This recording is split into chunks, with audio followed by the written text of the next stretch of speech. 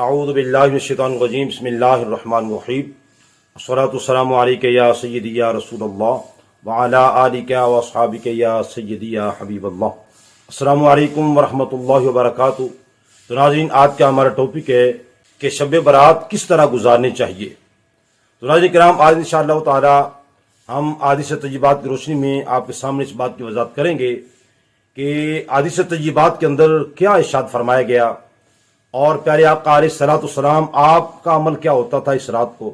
تو چونکہ ناظرین شب برات جو ہے یہ برکت والی راتوں میں سے ایک رات ہے کہ جس رات کو اللہ تعالیٰ کی طرف سے بہت سارے انعامات کا اعلان کیا جاتا ہے، بخشش و مغفرت کا اعلان ہے، اور اس رات خاص اللہ تعالیٰ کی رحمتیں نازل ہوتی ہیں۔ اس لیے پیارے آقا علیہ الصلوۃ والسلام آپ نے اپنی امت کو آگاہ فرما دیا کہ جب 15 شعبان کی شب آئے تو کیا کرنا ہے، جب اس کا دن آئے تو کیا کرنا ہے۔ تو ناظرین آئیے ہم چلتے ہوئے ٹاپک کی طرف۔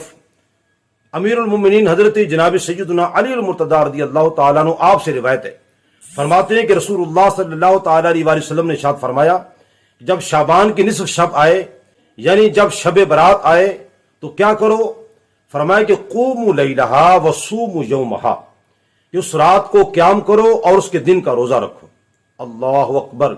تو یہ پیارے آقا علیہ السلام آپ نے ارشاد فرمایا، اے میرے غلاموں، اے میرے کلمہ پڑھنے والوں، جب شعبان کی نصف شب آئے یعنی شب برات جب آئے تو کیا کرو؟ رات کو قیام کرو اور دن کو روزہ رکھو۔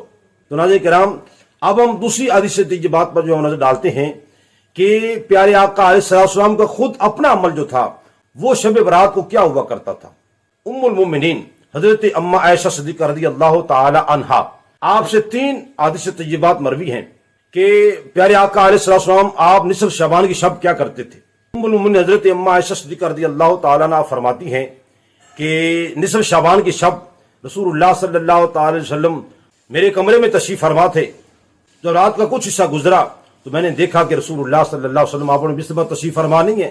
میں آپ کو تلاش کرتی کرتی جب قبرستان کی طرف نکلی تو میں نے دیکھا کہ رسول اللہ صلی اللہ علیہ وسلم آپ جنت البقیع قبرستان میں تشریف فرما ہیں اور وہاں اللہ تعالیٰ کی بارگاہ میں دعا کر رہے ہیں۔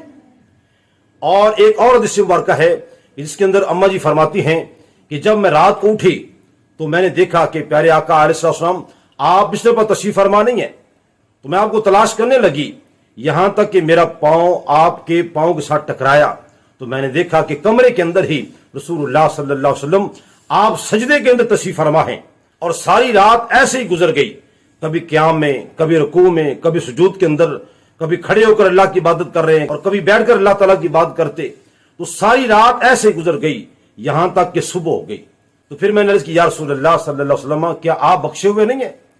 کہ رب تعالیٰ نے آپ کو بخش نہیں دیا؟ تو فرماتے ہیں، کیوں نہیں؟ اے عائشہ، کیا تو یہ نہیں چاہتی کہ میں بھی اللہ تعالیٰ کا شکر گزار بندہ بن جاؤں؟ اللہ اکبر۔ ساری رات کبھی قیام میں، کبھی رکوع میں، کبھی سجود میں، کبھی کھڑے ہو کر، کبھی بیٹھ کر آپ نے اللہ کی عبادت کی۔ اور تیسری روایت میں یہ آتا ہے کہ اماں جی فرماتی ہیں، جب نصف شعبان کی شب آئی تو حضور میرے کمرے میں تشریف فرما تھے۔ جب رات کا کچھ حصہ گزرا تو میں نے دیکھا کہ حضور آپ بستر پر تشریف فرما نہیں ہے۔ میں آپ کو تلاش کرتے کرتے نکلی، یہاں تک جب میں مسجد میں پہنچی تو میں نے دیکھا کہ پیارے آقا علیہ السلام آپ مسجد میں اللہ کی بارگاہ کے اندر عبادت میں مصروف ہیں۔ قرآن کرام یہ 3 حدیث طیبات سے یہ بات واضح ہو گئی کہ جب بھی شعبان کی نصف شب آتی یعنی شب برات جب بھی آتی، آپ رات کو قیام کرتے، اتنا طویل قیام فرمایا کرتے تھے کہ صبح ہو جاتی تھی۔ اور دن آپ کیسے گزارتے تھے؟ تو رسول کریم صلی اللہ علیہ وسلم آپ دن کو روزہ رکھتے تھے، بلکہ پیارے آقا علیہ السلام شعبان کے مہینے میں کثرت سے روزہ رکھا کرتے تھے۔ جب عرض کی حضور آپ باقی مہینوں کی نسبت اس مہینے میں کثرت سے روزہ رکھتے ہیں، وجہ کیا ہے؟ تو رسول اللہ صلی اللہ علیہ وسلم نے ارشاد فرمایا، اس کی وجہ یہ ہے کہ اس مہینے میں لوگوں کے اعمال اللہ کی بارگاہ میں پیش کیے جاتے ہیں، اور ایک شعبان سے دوسرے شعبان تک جو موت جو ہے وہ لکھ دی جاتی ہے۔ حضور فرماتے ہیں، میں یہ چاہتا ہوں کہ جب میری اجل یعنی جب میری موت لکھی جائے تو میں نے روزہ رکھا ہوا ہو۔ اللہ اکبر۔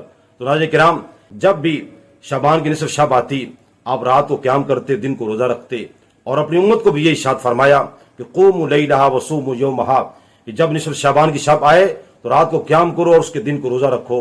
تو ناظرین کرام، دعا کرتے ہیں اللہ تعالیٰ ہم سب کو عمل کرنے کی توفیق عطا فرمائے۔ آمین ثم آمین۔